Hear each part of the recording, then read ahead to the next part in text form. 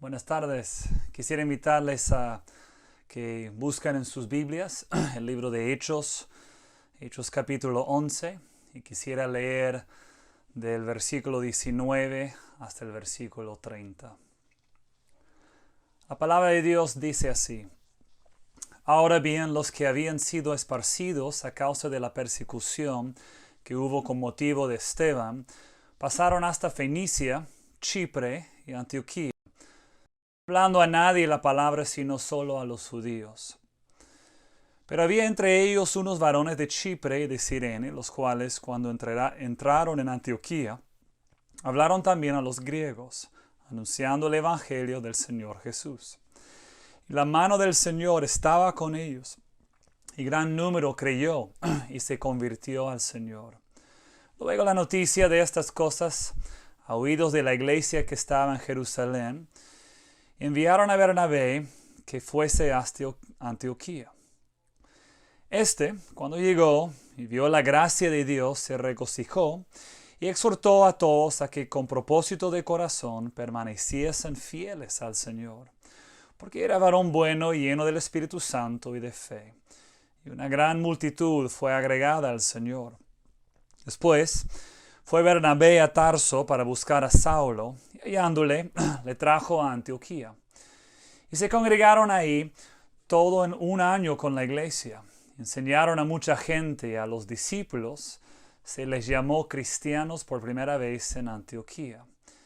En aquellos días unos profetas descendieron de Jerusalén a Antioquía, y levantándose uno de ellos, llamado Ágabo, daba a entender por el Espíritu que vendría una gran hambre en toda la tierra habitada, la cual sucedió en tiempo de Claudio. Entonces los discípulos, cada uno conforme a lo que tenía, determinaron enviar socorro a los hermanos que habitaban en Judea, lo cual en efecto hicieron, enviándolo a los ancianos por mano de Bernabé y de Saulo.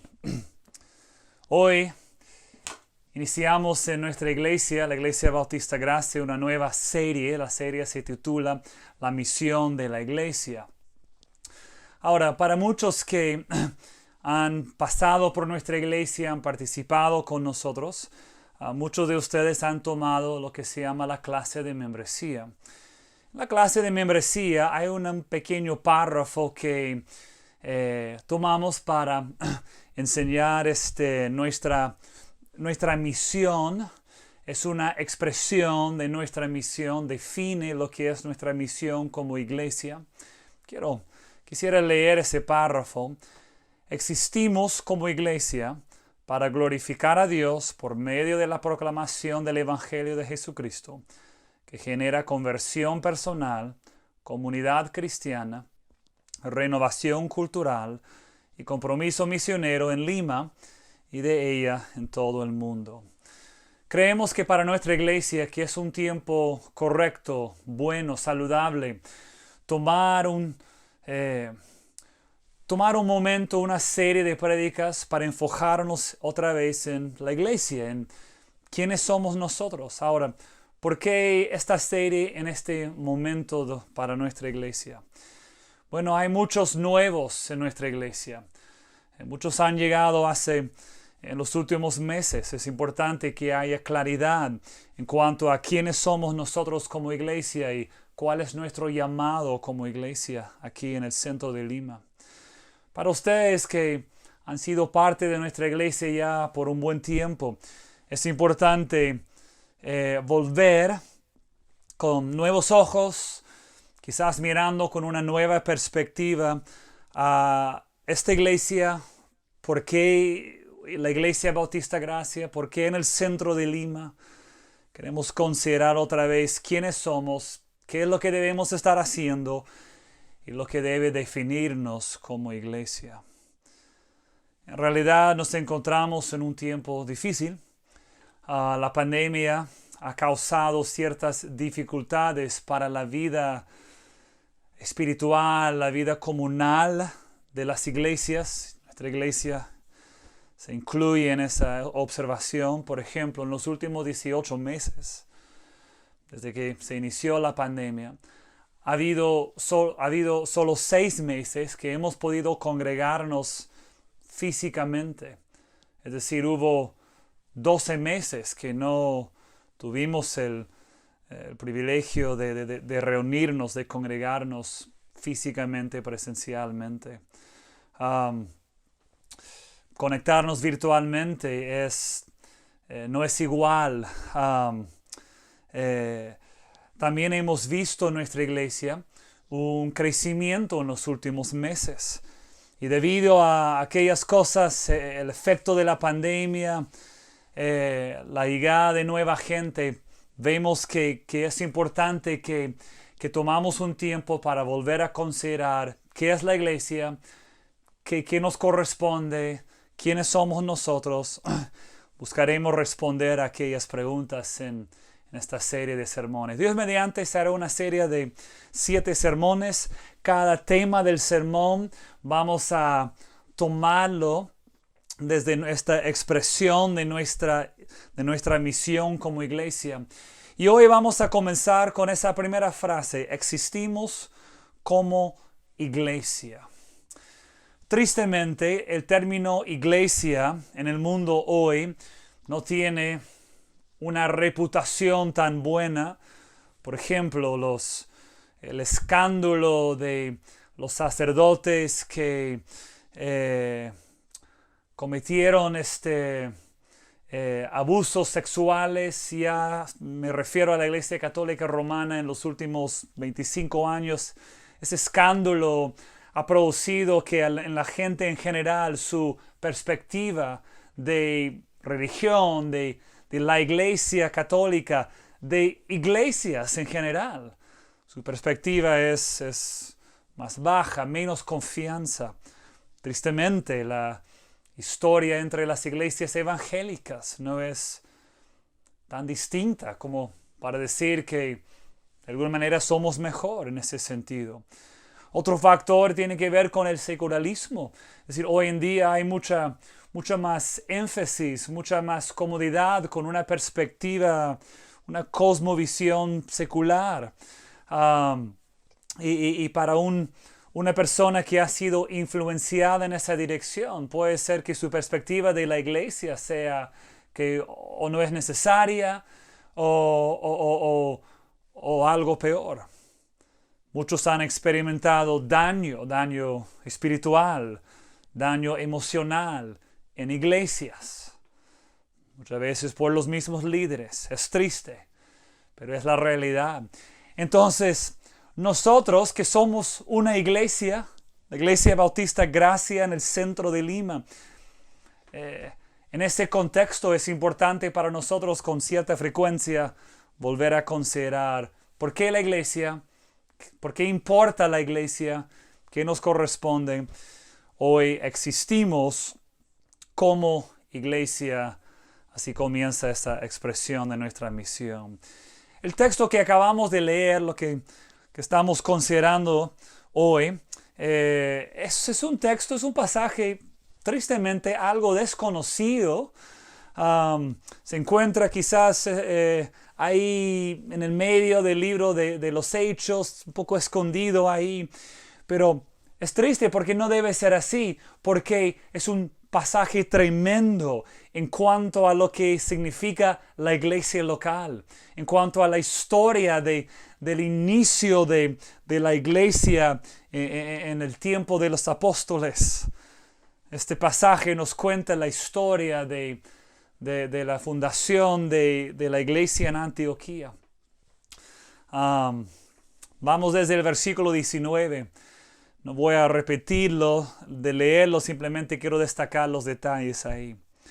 Comienza ahí en el versículo 9, indicando que a causa de lo que ocurrió con Esteban, se levantó primero en Jerusalén y luego aún fuera de Jerusalén una persecución de parte de los líderes religiosos judíos en contra de los seguidores de Jesús.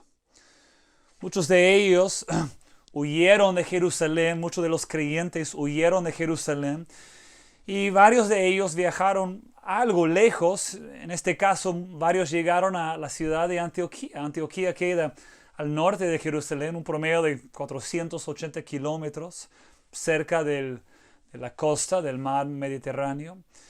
Y cuando estos creyentes llegan a Antioquía, al principio testifican la palabra, pero solo a los judíos. Luego de Chipre y de Cirene vienen algunos hermanos y ellos toman una decisión que para los judíos era radical en su tiempo, y es que comienzan a testificar el evangelio de Jesucristo a los que no eran judíos, a los griegos. ¿Qué ocurrió? La gracia de Dios, un avivamiento. Muchos de los gentiles, de los griegos, llegaron a creer en Jesús, se convirtieron. Después de un tiempo, la iglesia en Jerusalén escucha las noticias y ellos mandan a Bernabé, una excelente opción por si acaso, a Antioquía. Y él llega con el fin de proveer un liderazgo, una dirección tipo apostólica, un liderazgo pastoral en ese sentido para esta nueva iglesia que está experimentando un avivamiento, la salvación de muchas almas, el crecimiento tremendo. Ahora, Bernabé se da cuenta de que solo no le conviene trabajar ahí en el ministerio. Toma una pequeña pausa, viaja a Tarso, toma a Saulo, que es el apóstol Pablo, y lo lleva de regreso a Antioquía. Y por un año ellos sirven ahí, enseñando la palabra, reuniéndose con la iglesia y guiando este grupo de nuevos creyentes en su fe, exhortándolos en la fidelidad al Señor. Y luego algo interesante ocurre, algo fuera de lo normal. Llega de Jerusalén, llegan unos profetas. Uno de ellos se llamaba Ágabo. Y él profetiza que más adelante habrá una hambruna. Y cuando los nuevos creyentes en Antioquía escuchan esa profecía, primero la creen y luego responden. Y ellos comienzan a levantar una ofrenda. No sabemos, Lucas no nos da mayor detalle, solo que de alguna manera levantaron una ofrenda, entregan en las manos de Saulo y Bernabé, y en el momento adecuado ellos la llevan a la iglesia en Jerusalén para ser de bendición para ellos. Entonces la pregunta es esta: ¿qué nos dice este pasaje en cuanto a quiénes somos nosotros como iglesia? Bueno, en primer lugar, vemos aquí que tenemos una tremenda historia. Una tremenda historia. Si nosotros como Iglesia Bautista Gracia tenemos una tremenda historia. Lucas, en este pasaje, habla de la iglesia en Jerusalén, habla de la iglesia en Antioquía. Pero, ¿de dónde vino ese concepto de iglesia? Bueno, la primera vez que vemos el uso del término iglesia, lo escuchamos en ese término en la boca de Jesucristo. En Mateo 16, Él dice a sus discípulos: edificaré mi iglesia. Ahora, yo estoy seguro que los discípulos no tuvieron en ese momento un entendimiento adecuado, completo, profundo de lo que Jesús quiso decirles. Pero ahí estuvo esa proclamación, esa aclaración de parte de Jesús. Habrá una entidad que se llamará la iglesia. Y Jesús promete: edificaré mi iglesia. Luego de su muerte en la cruz, su resurrección de la muerte, en el momento ya de su ascensión de regreso al cielo, Jesús reúne a sus discípulos y antes de ascender, les dice que ellos recibirán poder con la llegada del Espíritu Santo, cosa que ocurrió unos 50 días después de decirlo ahí. Y que ellos serán, dice Jesús, testigos de Él en Jerusalén, Judea, Samaria y hasta lo último de la tierra. Pasaron los 50 días, los discípulos en espera. Llega el día de Pentecostés y con poder viene el Espíritu Santo y los discípulos salen, comienzan a testificar el Evangelio. Testifican a los judíos ahí y otros, con gran poder, con coraje. Pero en el tiempo era obvio que ese mandato de parte de Jesús, que serán testigos, no solo en Jerusalén, sino en los lugares alrededor de Jerusalén y hasta lo último de la tierra. Es obvio que fueron lentos en tomar ese paso de obediencia a las palabras de Jesús. Entonces, ¿qué hizo Dios? Dios trajo persecución, principalmente de parte de Saulo, pero no era solo con él. Se inició con fuerza después de la muerte de Esteban. Y los creyentes, muchos de ellos, tuvieron que huir de Jerusalén por su propia seguridad. Hechos 8:1 dice, en aquel día hubo una gran persecución contra la iglesia que estaba en Jerusalén. Todos fueron esparcidos por las tierras de Judea y de Samaria, salvo los apóstoles. Por si acaso, Dios en su gracia aquí en el Perú nos ha dado muchos años de libertad religiosa, de poder testificar el Evangelio, hablar de Cristo, plantar iglesias y sin mayor persecución o de parte del gobierno, de otros grupos, y es una gracia de Dios. Pero nosotros no sabemos qué habrá en el futuro. Es posible que todos nosotros que estamos vivos hoy, que sigamos viviendo, la mayoría de nosotros en el Perú, y que sigue así. Es posible. También es posible que Dios tenga para su iglesia más adelante una persecución verdadera, cosa que hoy en día en algunas partes del mundo ya las iglesias ahí ya la experimentan. Y si Dios lo permite aquí en el Perú, o donde tú vivas, si Dios lo permite, quiero que sepas que Dios siempre usa la persecución como un medio suyo, tan difícil que sea, un medio suyo para el cumplimiento de sus buenos propósitos. Y aquí hay un ejemplo. Permitió persecución Dios, y ¿qué produjo? La gente salió, imagínate, tuvieron que mudarse a un nuevo lugar sin saber cómo iban a ganar su vida, dónde iban a terminar, qué iban a encontrar en tal lugar o tal lugar. Y salieron confiando en Dios, testificando de Cristo en el camino. Un grupo llega a Antioquía, siguen testificando. Llega otro grupo, comienzan a testificar a los no judíos. Y Dios levanta una iglesia y es una maravilla. ¿Y qué fue la causa detrás de esto? Persecución. ¿Cuál es el punto? Esta es la gran verdad aquí. Y es que, aunque para nosotros parece algo normal, no me refiero a la persecución, sino a la fundación de iglesias en distintos lugares. Para los judíos era algo radical, que Dios, y aún más por medio de persecución, pero que Dios quería levantar iglesias, no solo la iglesia en Jerusalén, sino iglesias en distintos lugares. Y la verdad es esta, que la iglesia puede existir, una iglesia puede existir y crecer, tener éxito, donde sea en el mundo, en cualquier lugar del mundo donde hay creyentes reunidos.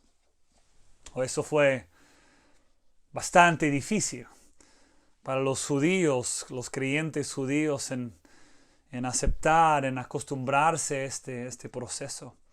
Para ellos, el programa de Dios en el Antiguo Testamento, antes de la venida de Cristo, se centraba en una ciudad, Jerusalén, en un lugar, el templo, para una gente, los judíos.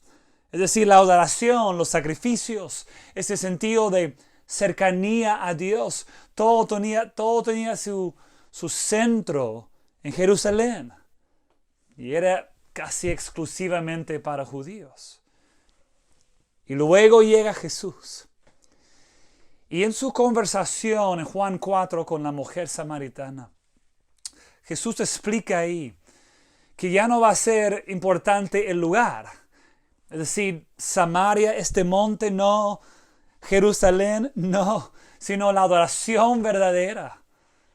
Será en espíritu y en verdad. Y es Jerusalén, no, es en espíritu. Este monte, no, es en verdad. Es decir, no importa dónde estés.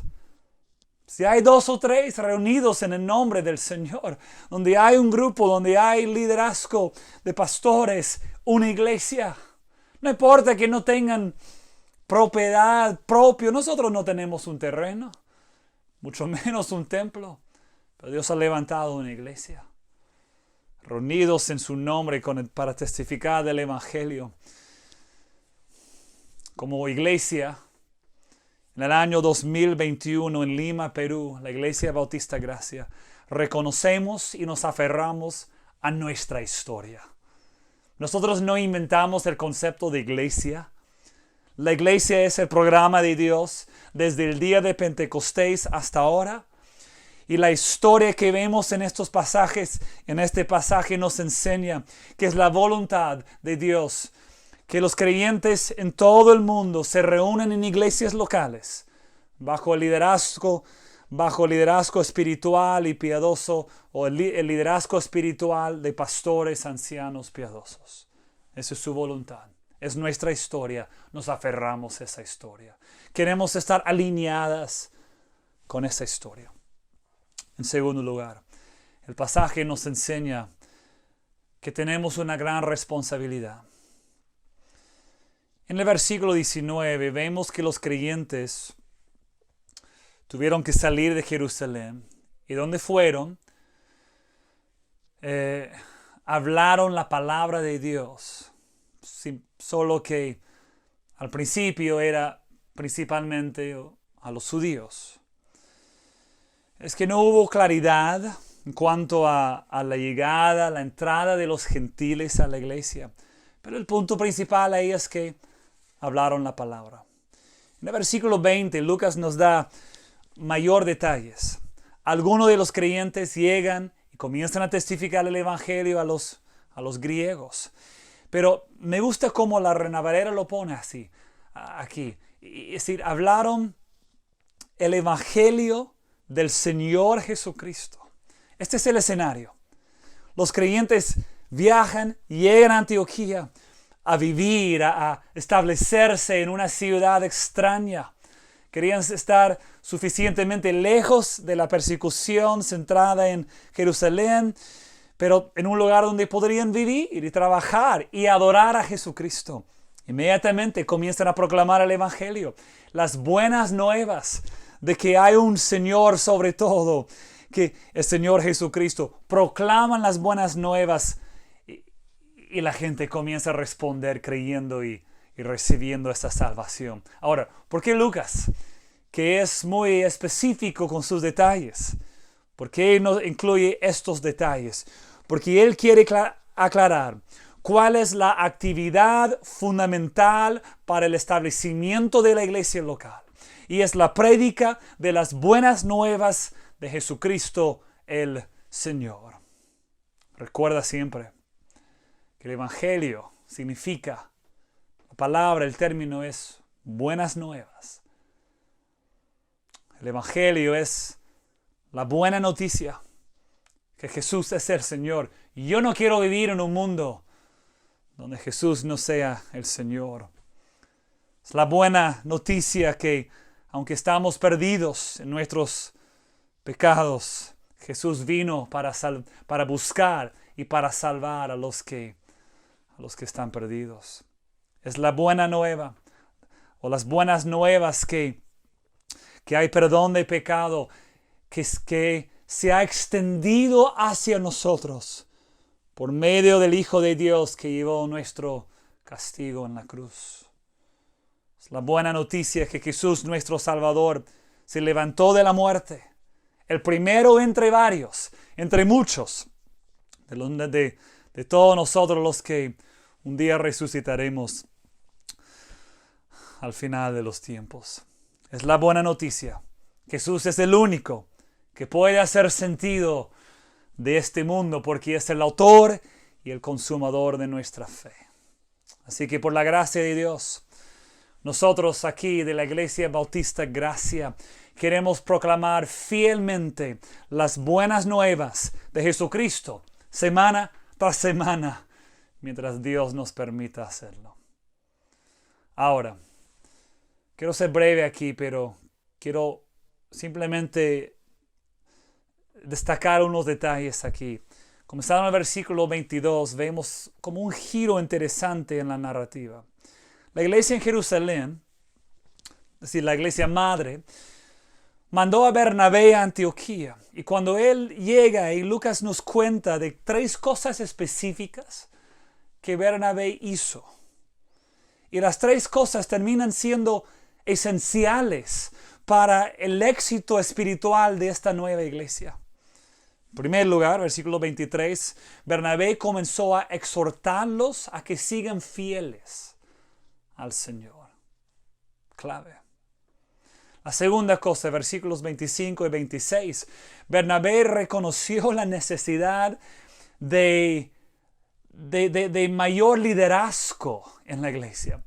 Entonces, por eso va y trae a Saulo, al futuro apóstol Pablo, con el fin de tener ayuda en el ministerio, para que haya más de uno enseñando y predicando, aconsejando, discipulando.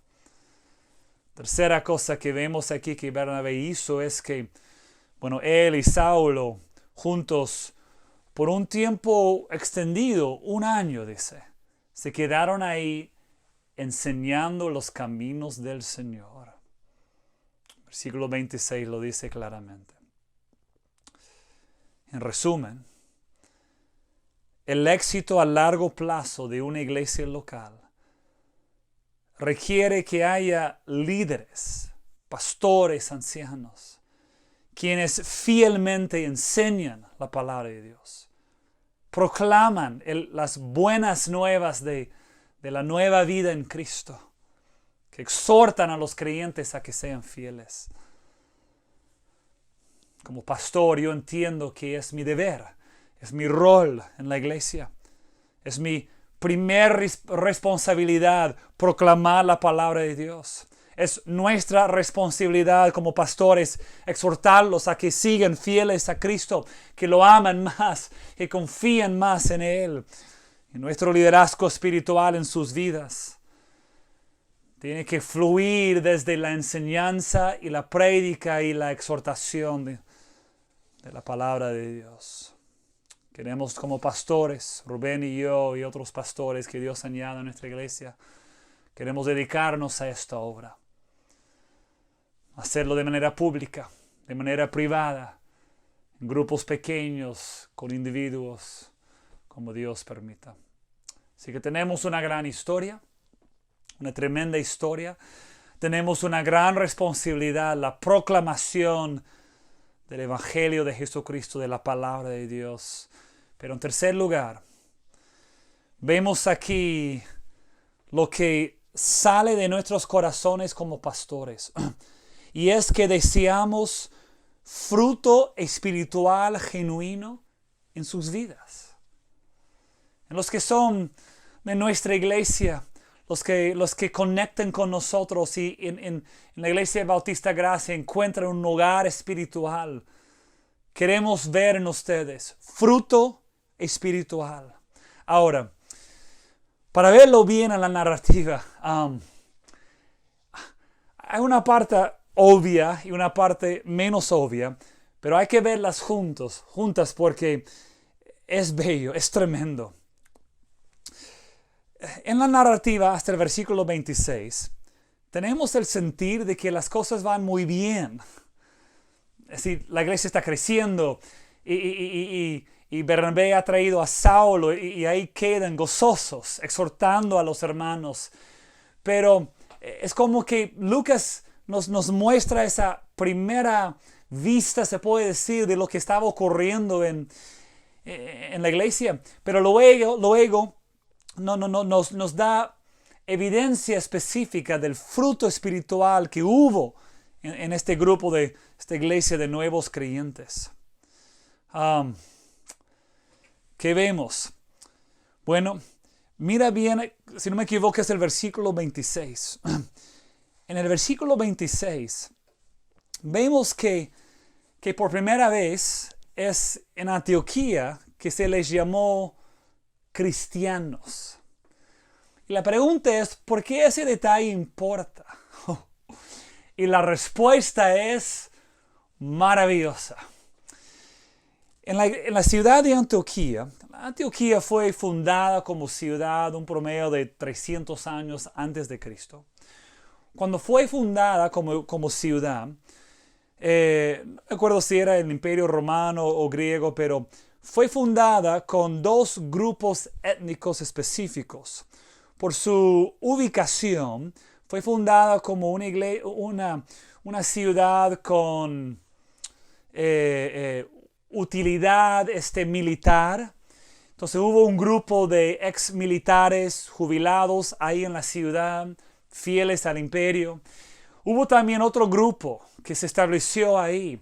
Y cuando construyeron los muros de la ciudad, hicieron una división, un muro en medio de la ciudad para dividir los dos grupos. ¿Por qué? Para que no se peleaban, para que no hubo conflictos o para al menos evitar el exceso de conflicto entre los distintos grupos étnicos ahí. Un historiador dice que en el tiempo de los apóstoles, en Antioquía hubo al menos 18 grupos étnicos distintos representados ahí. Es posible que la ciudad tuvo hasta divisiones físicas, muros, para dividir a los barrios étnicos. Hubo un barrio judío, por si acaso hubo una fuerte cantidad de judíos en Antioquía en ese tiempo, entre 25,000 a 50,000 en ese rango. Hubo otros grupos ahí. Y entonces, ¿qué ocurría? Que los judíos tenían su religión. Entonces, para referirse a ellos era simplemente referirse por su grupo étnico, ¿sí? Por judíos, su religión judío. Otros grupos también por su identidad étnica. Pero algo ocurrió con la fundación de esta nueva iglesia. Porque el Evangelio comenzó a hacer lo que hace en todos los lugares del mundo, en toda la historia de la iglesia. Comienza a cruzar esas líneas. Y hubo gente de distintos barrios étnicos que escuchaban el Evangelio, respondían por la gracia de Dios creyéndolo y comienzan a reunirse, pero no vienen de un grupo o de solo dos grupos, sino de muchos grupos. Y la gente, el pueblo de Antioquía, no tenía manera no podría decir, el grupo de judíos, porque no eran principalmente judíos, o los griegos, pero no eran principalmente griegos, o o el otro grupo, no. Entonces deciden llamarlos por su héroe, por el nombre de la persona que siempre estaban proclamando, Cristo, cristianos, los de Cristo, literalmente. ¿Qué nos enseña? Que la iglesia que Dios levantó ahí, que el amor que hubo entre ellos, el testimonio del Evangelio y el amor entre ellos era algo radical. Tan radical que tuvieron que inventar un nuevo término para describir lo que estaba ocurriendo ahí. Este grupo, ¿quiénes son? Judíos, no. Cristianos. Es bello. Y luego, desde los versículos 27 a 30, Lucas describe la generosidad que hubo en sus corazones. Y no solo eso, sino que cuando ellos escuchan que habrá una hambruna más adelante, ellos piensan en la iglesia en Jerusalén? ¿Por qué ellos? No sé si quizás hubo cierto testimonio de necesidad allá, de pobreza, la persecución que hubo. Lucas no nos da mayor detalles. Puede ser que hubo en su corazón una gratitud a la iglesia en Jerusalén. Ellos entendiendo que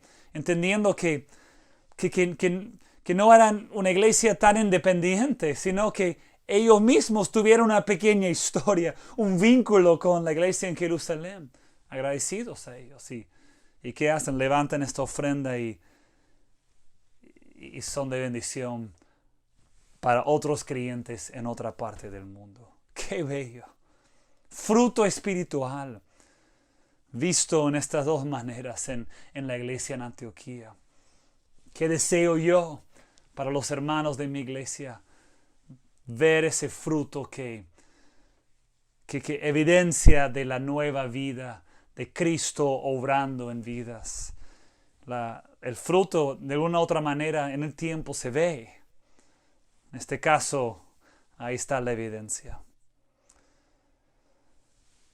Se puede resumirlo así: una iglesia saludable estará marcada por su capacidad de amar e incluir a otros creyentes sin respeto a su identidad étnica o socioeconómica. También de esta manera lo expreso: una iglesia saludable estará marcada por su compasión y su generosidad a los que tienen necesidad, en particular a los que son cristianos.